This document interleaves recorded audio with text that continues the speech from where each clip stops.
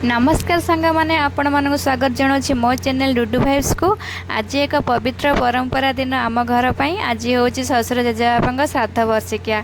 कौन आपण मैंने जानते पिंड कौन कहीं और किपर दि जाए आसतु जाना से विषय। शास्त्र रे कहते पितृपुरुष को शांति कले भगवान शांति पाती आउ भगवान शांति पाइले समस्त प्राणी शांति पाती। पिंड देवा पूर्व गाधुआ पाधुआ सारी बापा प्रस्तुत हो गले। नना कुशभद्र पत्र को हाथ में बांधिदेले। पिंड रे अक्षत तिल क्षीर महू घी सबू मिसी गोल पिंड आकार बनागला।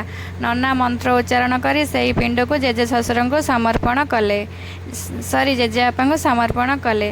तापर देई पिंड रे जेजे शशुर को खाइबा को दिगला आ बाड़ी रे मध्य दिगला। तेणु सांग माने पिंड केवल आचार नुहे यह गोटे पितृपुरुष प्रति भक्तिर प्रतीक। सांग माने आपण गाँव में केमिति पिंडदान करा जाए कौन विशेष प्रथा अच्छी कि जदि अच्छी मते कमेंट बॉक्स रे जणांतु।